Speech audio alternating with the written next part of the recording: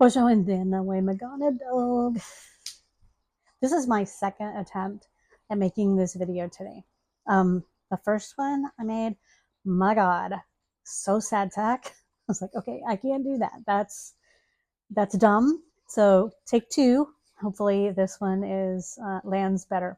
So a couple things I wanted to talk to you about. If you watched my short, you saw that I was talking about how I'm kind of coming out of a hermit mode and I'm starting to try and get back more into nature. And of course, it's, starting to become better weather here in the Pacific Northwest. So anytime the sun comes out, and I'm always about, let's go do things.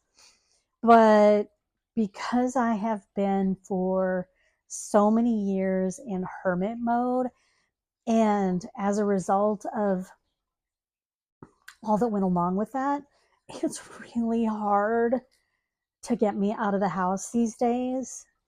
Like right now, I should be down the street at the water making this video for you, or at the park underneath the tree making this video for you. But I like my house and I'm used to being in my house. And so here's what I'm doing. Now, kind of hypocritical of me, because one of the reasons you may be wondering, maybe not, why I have used our more than human relatives as a reference point for doing the embodying grace practice on the receiving days. So I talked to you about the water, the trees, the sky, the wind. All our more than human relatives all have plenty of grace to share with us. I'll get back to that in a minute. But yet I'm not going and doing it. I am just not like I used to when I was a little younger. So plus, work and family responsibilities and all that stuff, it's like tends to take it out of you. So I'm also, as a side gig, I'm a teacher. And my philosophy for how I teach is I may know some things, I'm going to bring that to the table. And I expect to learn as much from my students as I hope they learn from me.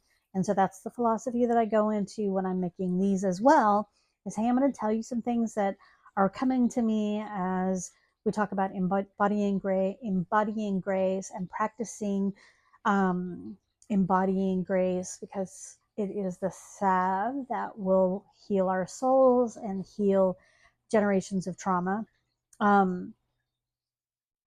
And I don't do it in nature.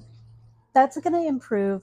And I hope that, I can get inspiration from you guys as well to take that step and get back more out in nature. It's also kind of weird. Like, I haven't gotten comfortable with making videos out in the wild with my equipment. And I've done it a couple of times, and it's just really weird for me when people walk up on you, which, like, hey, I'm in a park, walk up on me, that's fine. It just kind of throws my groove off. Anyway, I will figure it out, but I hope that you don't think I'm hypocritical because I'm not doing these videos more authentically in nature, while I'm encouraging you to go and receive grace from our more than human relatives.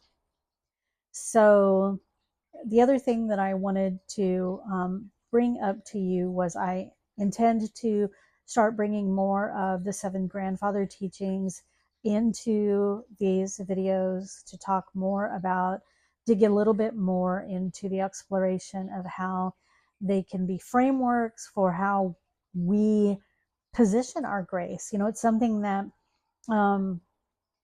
we haven't really been taught how to do. And when we have been introduced to the concepts of grace and what they could mean to our world, they're so wrapped up in religiosity. So I want to try to start bringing in more of the seven grandfather teachings. And I'd really love to hear from you guys. Do you want more of that? Would you like me to do more of that? It means that I'm going to have to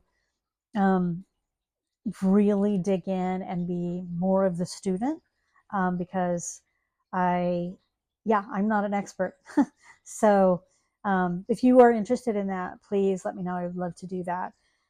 I'm going to circle back for a minute about the idea of why I have chosen our more than human relatives, the natural elements, to be the place where I suggest you go to practice receiving grace. The reason that I have done that is that I believe that our human capacity for embodying grace, our reserves, are really low.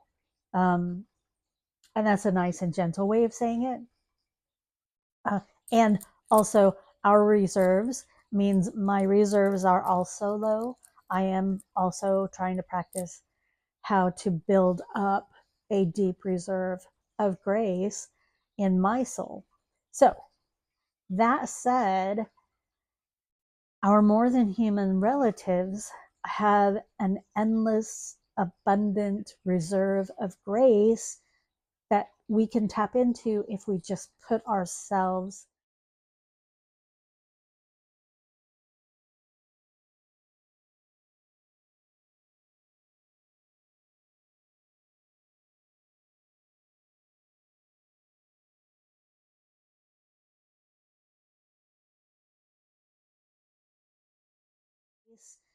that we can tap into if we just put ourselves in that space with them. So that's why I have asked for you to contemplate receiving grace from the water, to sit with the water and to listen with your soul. What messages about grace are you receiving from the water? Same with the trees, same with the wind and the sky. All of those are teachers for us and can help us to tap into and restore the reserves of grace in humanity. And as you've heard me say before, the reason that I think that's important is because of the generational trauma that exists within humanity. And I mean hundreds and hundreds of years, centuries of trauma that has been passed on. And we are in a time, I believe, where we have the opportunity. Um, there are these openings in our learning, in our capacities to understand, to comprehend, to receive those graces, and to heal our communities. So that brings me to telling you a little bit more about the word Indinawemagaanadoog. So Bojo, if you don't know, is a formal greeting of hello. Anin is an informal greeting. I hope I'm saying this right. I think I'm saying it right, but old lady brain. Indinawemagaanadoog is a way to say all my relatives. There's another way to say it, Nindinawemagaanadoog.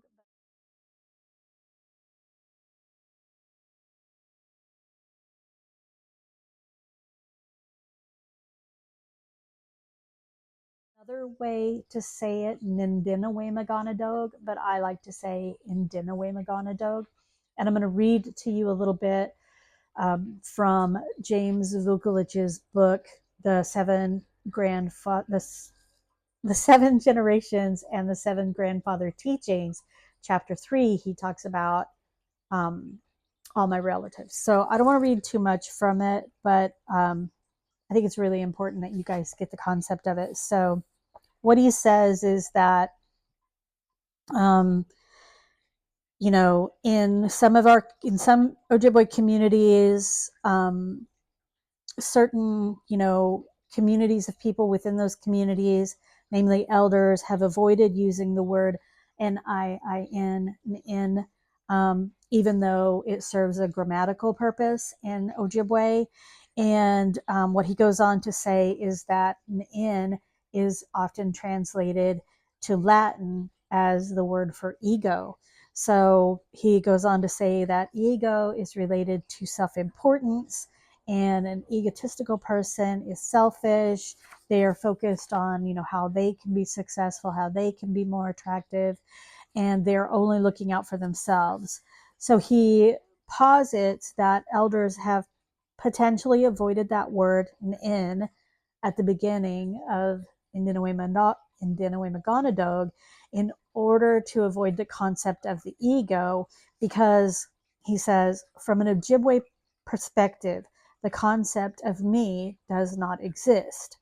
That I, which I have mistaken for myself, is a link in a chain going all the way back into the past and all the way forward into the future. They may have avoided the word Ne'in in order to say, I am all of my relatives, and all of my relatives are me. When the Ojibwe use this word, Indinawemagaanadoog, all of my relatives, we mean it literally. We are saying, I am all of my relatives. All of my actions will affect all of my relatives. All of my relatives, so all of my actions will affect all of my relatives, and all of my relatives' actions affect me. Therefore, the I is not a priority. We rarely pray for ourselves. So he goes on to talk about how he came to really understand this teaching and what it meant and how it applied to the concept of 7 generations. But then he also had kind of an eye-opening moment, because when you start to look inside yourself, you start to kind of see, oh yeah, so the world that we live in, highlights me, the ego part, how I show up, what I want for myself. So anyway, really good book. Hope you can take a minute to get it. It's not very thick, but it's packed full of wisdom, and really it gets to the heart, I think, of the 7 grandfather teachings and what they mean. So I'll be doing a little bit more of that. I'm hoping that you're excited to go along that trip with me. I am still going to do the 21-day practice of embodying grace. I'm hoping to get caught up.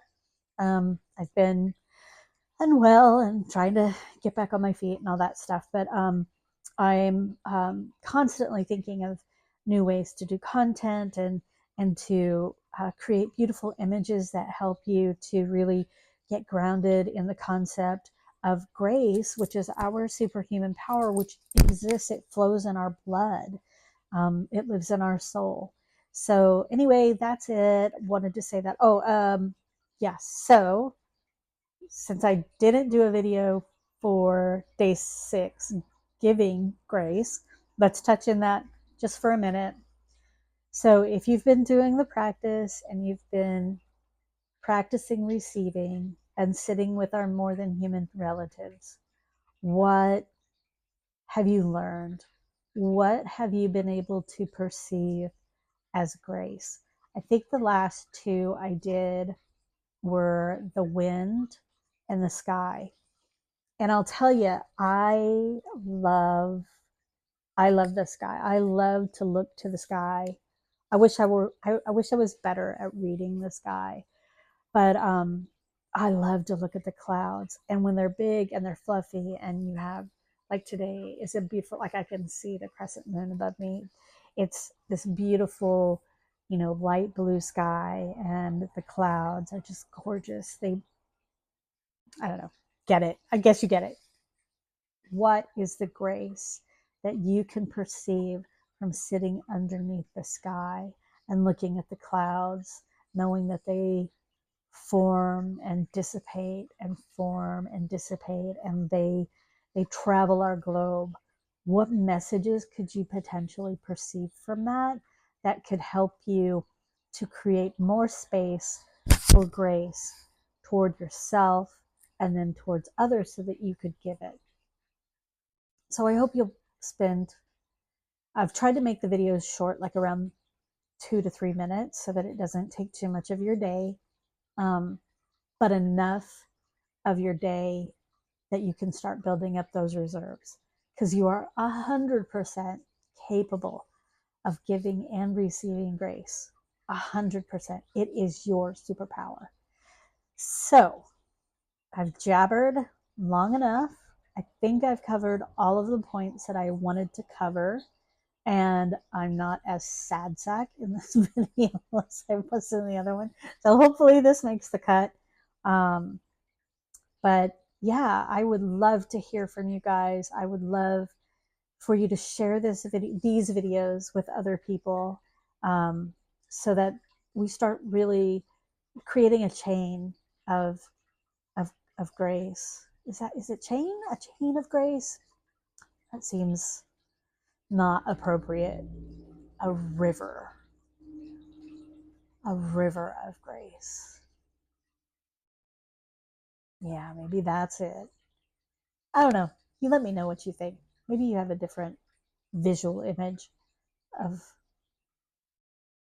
how we can build up our reserves in the human body, body politic of grace. Anyway, Bama P, be well, take care of yourself. There are still really crappy things going on, and I feel them. I wake up every morning. I'm not a religious person, but I wake up every morning and I'm praying and I'm asking, my guides, my ancestors, what am I supposed to pray for today?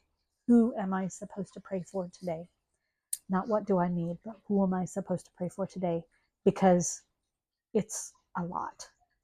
Anyway, for real, Mama P, take great care. He's Aging.